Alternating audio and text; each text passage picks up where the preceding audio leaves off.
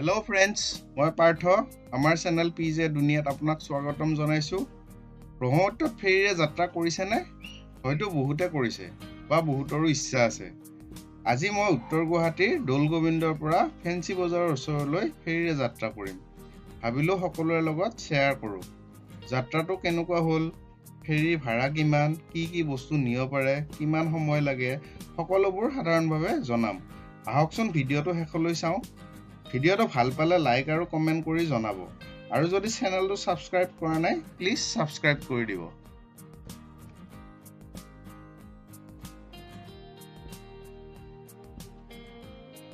যদি আপুনি গুৱাহাটীত আছে, উত্তৰ গুৱাহাটীলৈ আহোঁতে এই ফেৰী ৰাইড উপভোগ কৰিব পাৰে, বা উমানন্দলৈ আহোঁতে বা যাওঁতেও ইয়াত উঠিব পাৰে।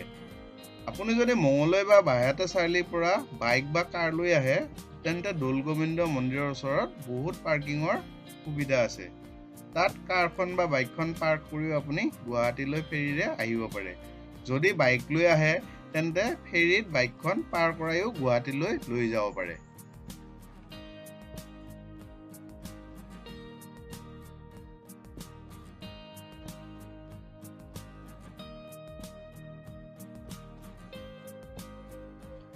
ব্ৰহ্মপুত্ৰ নদী কেৱল এটা নদীয়েই নহয়, ই অসমৰ জীৱন ধাৰাৰ এটা গুৰুত্বপূৰ্ণ অংশ। এই ফেৰী যাত্ৰাটো খুবেই সাধাৰণ, হ'লেও ইয়াৰ মাজত আছে এক অসাধাৰণ অভিজ্ঞতা। সৰু আৰু গভীৰ নৈখনৰ মাজত নাও চলি থকাৰ অনুভৱ খুবেই শান্ত আৰু মনোমোহা। সন্ধিয়া বা ৰাতিপুৱাতে গ'লে আকাশ আৰু পানীৰ ওপৰত সূৰ্যৰ ৰংটো বৰ সুন্দৰকৈ দেখা যায়।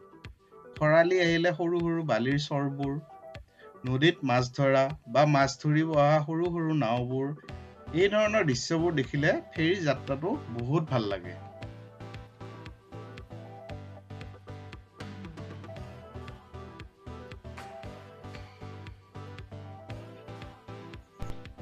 উত্তৰ গুৱাহাটীত ফেৰীঘাট বহুতকেইটা আছে। এইফালে আহিলে বিশেষকৈ দৌল গোবিন্দটোৱে অলপ বেছিকৈ ব্যৱহাৰ কৰোঁ। আজিও দৌল গোবিন্দ ঘাটলৈহে আহিলোঁ। খৰালি হ'লে অৱশ্যে অলপ ঘাটৰ স্থানটো পৰিৱৰ্তন হয়। আহিয়ে টিকেটটো কাটি ল'লোঁ। টিকেটৰ পইচাও বহুত কম, বাইকৰ 10 টকা আৰু মানুহৰ 5 টকা।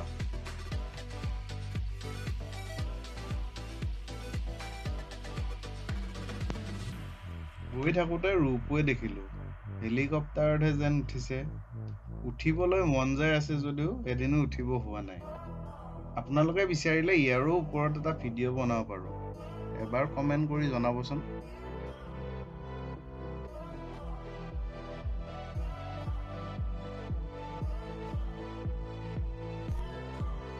ভুটভুটিৰ তুলনাত ফেৰীবোৰ বেছ আহল বহল। এইবোৰত যাত্ৰা কৰাটোৱেই ছেফ। মটৰ চাইকেল আদি তুলি নিবৰ কাৰণে বহুত ধুনীয়া জেগা আছে। ফেৰীৰ ভিতৰত বহি যাবৰ কাৰণেও যথেষ্ট আসন আছে।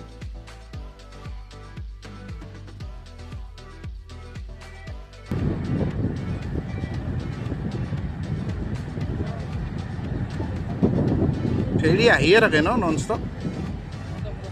আধা ঘণ্টাৰ মূৰে মূৰে।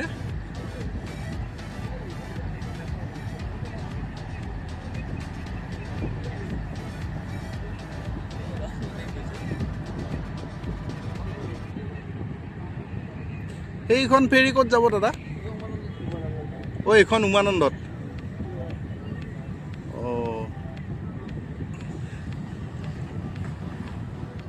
সাগৰৰ নিচিনা হৈ গৈছে দেখোন।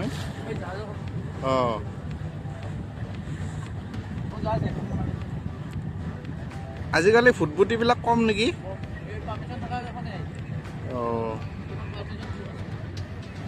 আৰু ফুটবুটিত বাইক উঠাটো বন্ধ কৰি দিছে নেকি?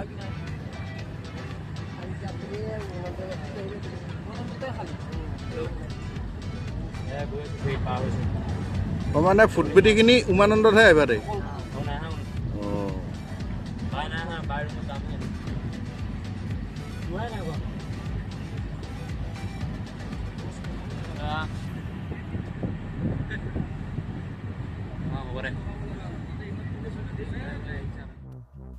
ফেৰীবোৰ প্ৰায় আধা ঘণ্টাৰ মূৰে মূৰে অহা যোৱা কৰি থাকে। ৰাতিপুৱা প্ৰায় 6 বজাৰ পৰা সন্ধিয়া 6 মান বজালৈ চলি থাকে। ঠাণ্ডাৰ দিনত হয় অলপ দেৰিকৈ ষ্টাৰ্ট কৰে আৰু সোনকালে বন্ধও কৰে।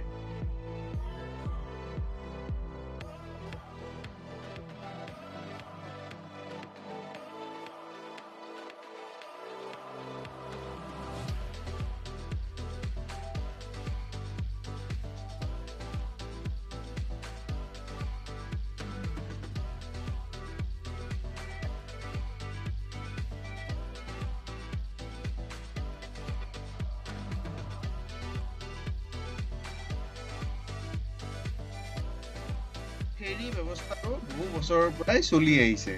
এইটো ব্ৰহ্মপুত্ৰ উত্তৰ পাৰৰ বিশেষকৈ স্থানীয় লোকসকলৰ বাবে অতি গুৰুত্বপূৰ্ণ পৰিবহণ ব্যৱস্থা। প্ৰতিদিনে হাজাৰ হাজাৰ মানুহ এই ফেৰী বা ফুটবুটিৰ ব্যৱহাৰ কৰে। বহু মানুহে ডেইলি কাম কৰিবলৈ এইফালে যায় আৰু এইফালে উভতি আহে। বিশেষ সুবিধাটো হ'ল চাইকেল বা বাইক পাৰ কৰাই নিব পৰাটো। সময়ো বহুখিনি ছেভ হৈ যায় কাৰণ ইয়াতে যান জঁট নাথাকে আৰু লগতে খৰচটোও সামান্য।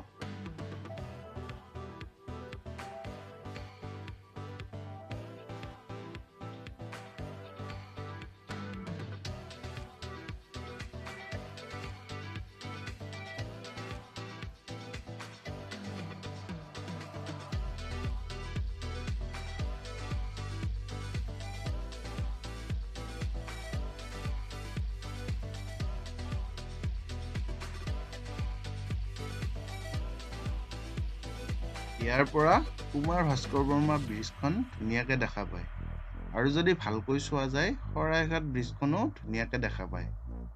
সন্ধিয়া সময়ত আহিলে লাইটটো জ্বলি থাকে ধুনীয়াকৈ, সেইকাৰণে স্পষ্টকৈ গম পায়।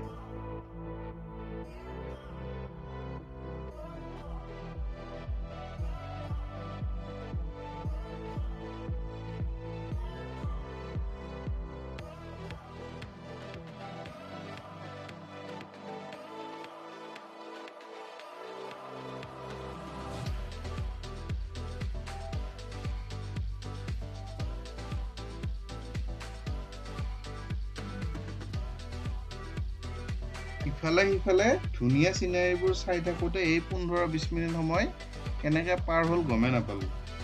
ব্ৰহ্মপুত্ৰ পাৰ হৈ প্ৰায় ফেঞ্চি পালোৱেই।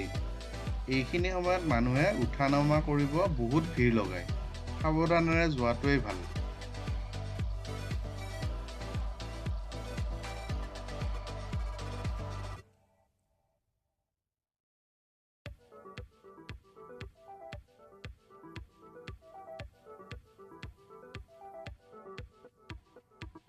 ভিডিঅ'টো চাই কেনে পালে বাৰু? যদি ভিডিঅ'টো ভাল লাগিল তেন্তে লাইক কৰক, বন্ধু বান্ধৱীৰ সৈতে শ্বেয়াৰ কৰক আৰু মোৰ চেনেলটো ছাবস্ক্ৰাইব কৰি দিয়ক। আকৌ এটা নতুন ইনফৰ্মেটিভ ভিডিঅ' লৈ আকৌ লগ পোৱাৰ প্ৰতিশ্ৰুতিৰে আজিলৈ সামৰিলোঁ। ধন্যবাদ।